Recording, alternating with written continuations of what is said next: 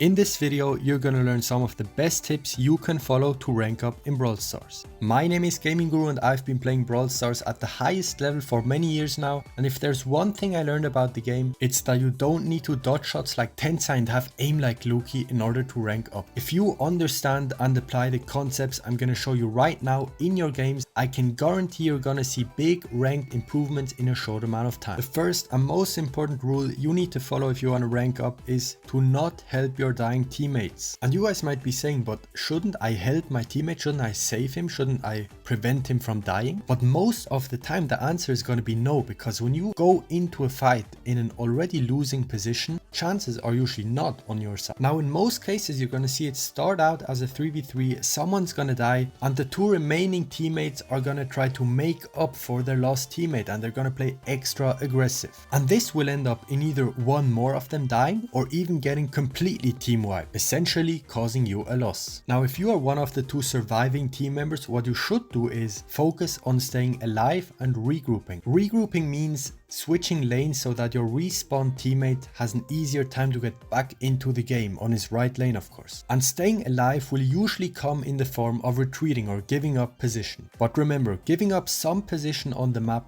is nearly always going to be better than getting team wiped. Now the next tip is going to be you should always be doing something. And before you say, of course Guru, listen to me. Doing something in Brawl Stars can be a lot of things. You can shoot at enemies and get kills. You can sneak in a bush, try to ambush someone. You can switch lanes, right? You're not shooting, but you're still doing something. You're getting a better position for your team. And camping behind the wall, healing up, regaining your HP is also doing something. But on the other hand, doing nothing, and I see a lot of newer players do this, is when you stand in the bush and have no impact on the game. You're not sneaking on someone, you're not trying to ambush anyone, you're just standing in the bush waiting for something to happen, but nothing's gonna happen. You gotta make it happen. And by far the best example of this you see even in high elo games is the right lane against a Buster on double swoosh. And the way it works is you're gonna have one enemy left, one mid and a Buster mid, so they're stacking in the middle of the map. So what many players are gonna do is they're gonna be standing on the right side shooting the bush, but they're scared to go in because they don't know where Buster is. And the whole time they're doing this, Buster is camping in the middle getting his super and hypercharge. So essentially, you're not really doing anything. And this is the exact reason you're going to see pro players like Symantec play incredibly aggressive on this side of the map, on this map. It's your job to push until you find out where Buster is. Even if you die, because if you die, at least you know where they are and you take some pressure away from your team. And as you can see, you gotta be persistent. This really means pushing to the top of their bush, or you can use this angle right here. Now the exception to just standing in the bush when you're full HP, you have gadget, you have everything you need, are tanks. Because on tanks like my Buster right here, just me standing behind the wall, not even shooting or doing anything big, creates pressure, right? The enemies can't push into me. And if they eventually decide to do so and overstep their boundaries, gadget and easy kill. This brings us to the next tip: focus on the game mode objective. And again, you might have heard of this before, but do you really understand it? As you can see in this gameplay right here of the latest NA monthly final, Tribe adopt a classic 3-lane strategy. So they have Lumi left, Bell mid, which is, you know, the main goal of this mode, and Pam right. Bell and Pam are trying to push the Juju.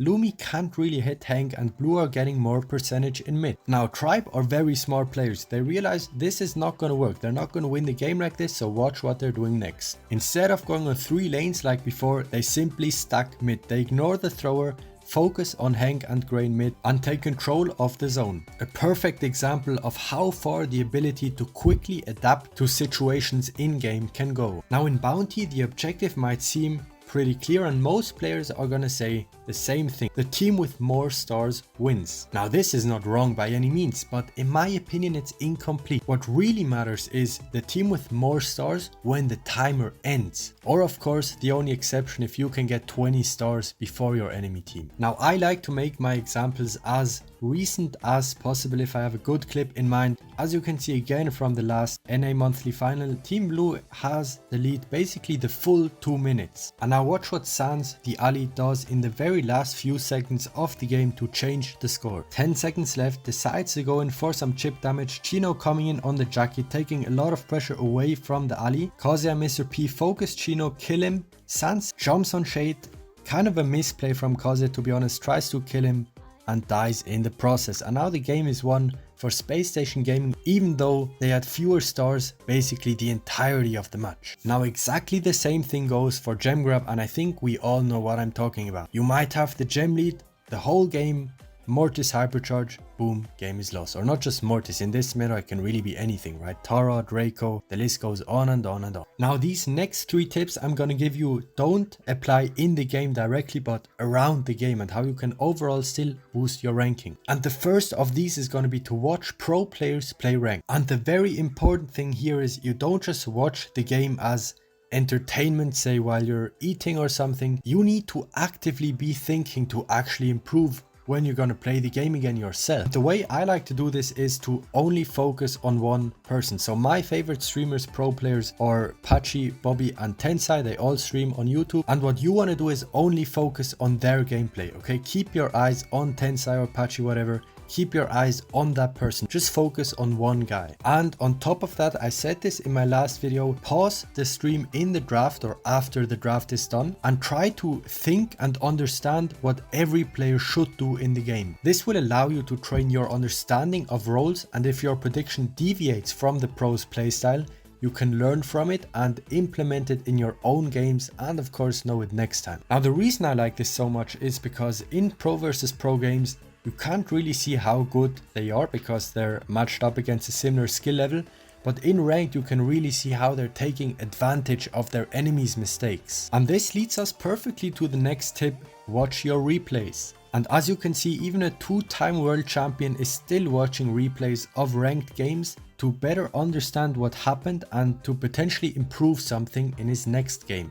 And now the last tip, and I saved this tip for the end because if it would be the first, you know, quite honestly, most people would just click off the video, but the tip is gonna be, and this is actually very important, only play when you want to win. And the way this usually happens to me is when you have a mate who's either troll picking, going AFK in the game, it's a win trader, or sometimes it's a hacker, but surprisingly on some days you just don't care. And on these days my recommendation would be to not play rank, as it will cause you to tilt, and when you want to push again, when you want to win again, you're gonna be 500 elo negative. So that's it for this video guys, I hope you enjoyed it. Don't forget to like and subscribe. Thanks for watching, and I'll see you in the next one.